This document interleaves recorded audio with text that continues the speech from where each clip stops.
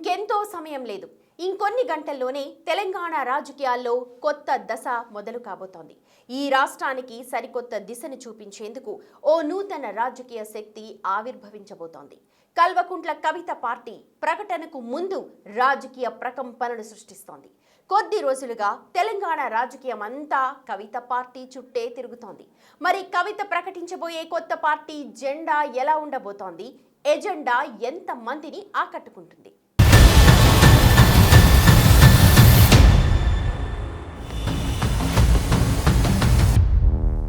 ప్రకటనకు ముందే పొలిటికల్ ప్రకంపనలు.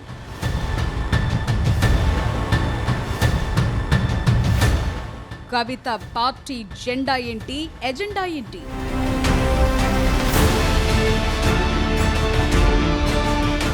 కవిత పార్టీ సరికొత్త దిశను చూపుతుందా?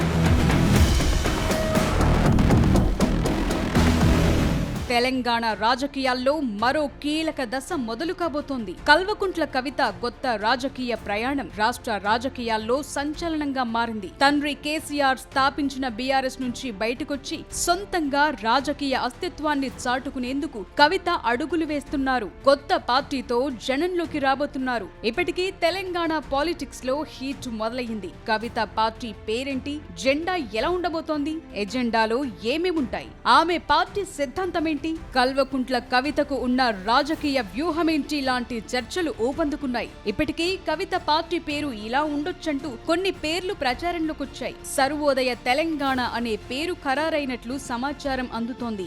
అదేవిధంగా తెలంగాణ ప్రజా జాగృతి అని, తెలంగాణ ప్రజా వికాస సమితి అనే పేర్లు కూడా ప్రచారంలో ఉన్నాయి. ఇప్పటికీ తెలంగాణ ప్రజా వికాస సమితి పేరుతో పార్టీ ఆవిర్భావ వేదిక దగ్గర స్వాగత తోరణాలు కూడా వెలిశాయి. దాంతో కల్వకుంట్ల కవిత పెట్టబోయే పార్టీ పేరు ఏమై ఉంటుందనే దానిపై సస్పెన్స్ నెలకొంది. తెలంగాణ ఉద్యమ నాయకురాలిగా, తెలంగాణ జాగృతి సారథిగా, నిజామాబాద్ మాజీ ఎంపీగా, ఎమ్మెల్సీగా కవితకు ఇప్పటికే ఫుల్ పొలిటికల్ ఇమేజ్ ఉంది. ఇప్పుడు పూర్తి స్థాయి రాజకీయ శక్తిగా అవతరించబోతున్నారు. బీఆర్ఎస్ నుంచి బహిష్కరణకు గురైన తరువాత ఆమె ఇప్పుడు తెలంగాణ ప్రజల ఆకాంక్షల కోసం కొత్త బాటను ఎంచుకున్నారు. ఇందుకోసం తనకు తానే ఓ రాజకీయ వేదికను సిద్ధం చేసుకున్నారు. ఇందుకోసం పక్కా ప్రణాళికతో పాటు బలమైన ఎజెండాను కూడా తయారు చేసుకున్నట్లు కనిపిస్తోంది. ఆవిర్భావ సభ ప్రాంగణంలో ఏర్పాటు చేసిన ఫ్లెక్సీలపై ఉన్న నినాదాలు చూస్తే కవిత పార్టీ ఎజెండా ఎలా ఉంటుందో కొంతవరకు అర్థమయ్యే అవకాశముంది. నవ శకానికి నాంది పలుకుదాం, తెలంగాణలో సామాజిక న్యాయానికి బాటలు వేద్దామంటూ పోస్టర్లు వెలిశాయి. అమరుల ఆశయ సాధన కోసం, ఉద్యమకారుల ఆకాంక్షల కోసం, సంపూర్ణ తెలంగాణ వికాసం కోసం తెలంగాణ గొంతుకగా వస్తున్న కొత్త రాజకీయ శక్తి కల్వకుంట్ల కవిత అంటూ ఫ్లెక్సీలు పెట్టారు. మన ఇంటి పార్టీ, మన అస్తిత్వం అంటూ భావోద్వేగ పూరితమైన స్లోగన్లు కూడా కనిపించాయి. రైతన్నలకు అండగా నిలుద్దాం, కులవృత్తులకు భరోసా కల్పిద్దామంటూ అన్ని వర్గాలను టచ్ చేసేలా కవిత ఎజెండా సిద్ధం చేసుకున్నట్లు కనిపిస్తోంది. మన కవితక్క, మన తెలంగాణ అంటూ జనానికి దగ్గరయ్యేలా ఇంకొన్ని నినాదాలు కనిపిస్తున్నాయి. ఇవన్నీ చూసాక కవిత ప్రకటించబోయే కొత్త పార్టీ జెండా ఎలా ఉంటుందనే దానిపైన రాజకీయ వర్గాల్లో ఆసక్తికర చర్చ మొదలైంది.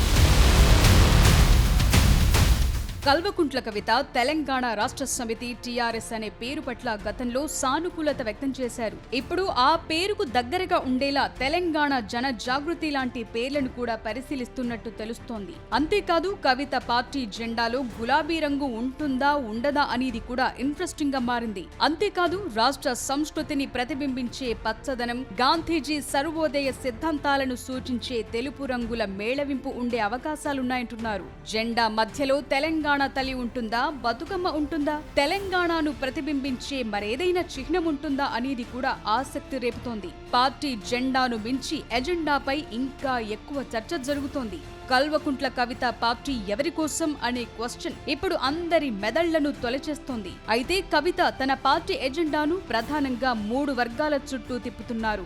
మొదటిది సామాజిక తెలంగాణ.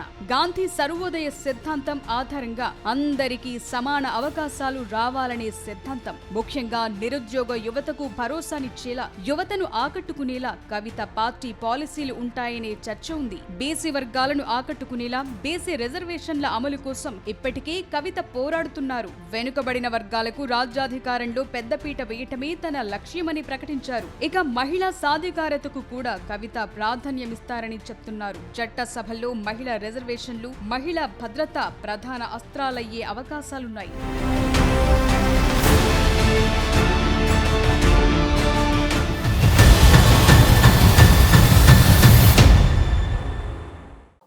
రాజకీయ పార్టీ జనంలోకి వెళ్లాలన్నా, రాజకీయాల్లో నిలబడాలన్నా స్ట్రాంగ్ ఎజెండానే ముఖ్యం. ఆ పార్టీ సిద్ధాంతమే దాని భవిష్యత్తుని డిసైడ్ చేస్తుంది.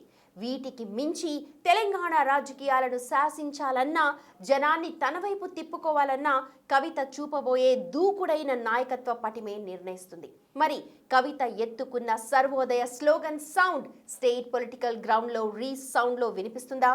తెలంగాణ ఆడబిడ్డగా, సరికొత్త రాజకీయ శక్తిగా కల్వకుంట్ల కవిత నిలబడగలదా?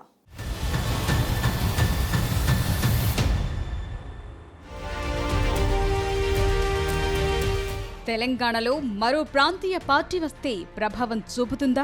జనంపై ఎంతవరకు ఇంపాక్ట్ క్రియేట్ చేయగలదు అనే క్వశ్చన్స్ సహజంగానే తలెత్తుతాయి. అలాంటిది కేసీఆర్ కూతురు కల్వకుంట్ల కవిత పార్టీ పెడితే ఎఫెక్ట్ ఏ మేరకుంటుందనేది ఇప్పుడు నడుస్తోన్న డిస్కషన్. నిజానికి ఈ తెలంగాణ గడ్డ మీద ప్రాంతీయ పార్టీల ప్రభావం ఎప్పుడూ ఎక్కువే. అయితే ఇప్పటికీ కాంగ్రెస్, బీఆర్ఎస్, బీజేపీ లాంటి బలమైన శక్తులు ఉన్న తరుణంలో కవిత పార్టీ ఏ మేరకు జనాలను ఆకర్షిస్తుందనేది కూడా ఇంట్రెస్టింగ్ ఎలిమెంటే. అయితే రాష్ట్రంలో ఆమెకున్న గుర్తింపు, తెలంగాణ జాగృతి ద్వారా గ్రౌండ్ లెవెల్లో ఉన్న క్యాడర్ ఆమెకు బలంగా కనిపిస్తున్నాయి. అయితే కేసీఆర్ కాంపౌండ్ లీడర్ అనే ముద్రని చెరిపేసుకుని స్వతంత్ర రాజకీయ శక్తిగా ఎదగటమే ఇప్పుడు కవిత ముందున్న అతి పెద్ద సవాల్.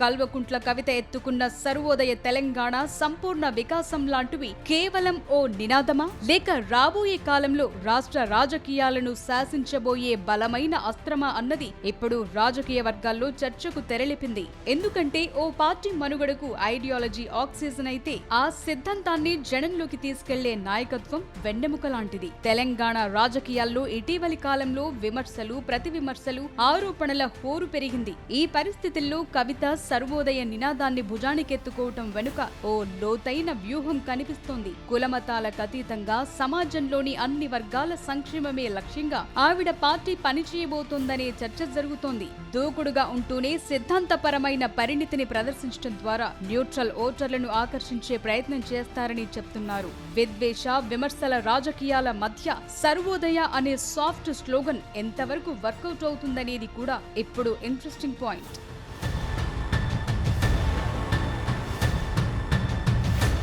తెలంగాణ ఉద్యమ సమయంలో తెలంగాణ జాగృతితో సాంస్కృతిక చైతన్యాన్ని రగిలించిన చరిత్ర కవితది. బతుకమ్మ పండుగను విశ్వవ్యాప్తం చేయటంలో ఆమె పోషించిన పాత్ర ఆమెకు రాజకీయ వ్యాప్తంగా తెలంగాణ ఆడబిడ్డ అనే ముద్రను వేసింది.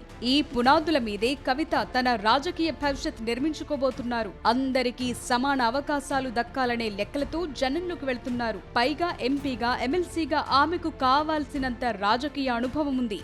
ఇష్యూ ఎలాంటిదైనా వెనుకడుగు వెయ్యకుండా ప్రత్యర్థులను ఎదుర్కోవటంలో ఆమెది డిఫరెంట్ స్టైల్. వీటికి మించి మహిళా లోకంతో ఆమెకున్న అనుబంధం ఆమె కొత్త పార్టీకి బిగ్ ప్లస్ పాయింట్. అయితే జాతీయ పార్టీల ప్రభావం, ప్రత్యర్థుల ఎత్తుగడలను తట్టుకుని ఎంత మేరకు నిలబడగలుగుతారన్నదే ఇప్పుడు క్వశ్చన్ మార్క్.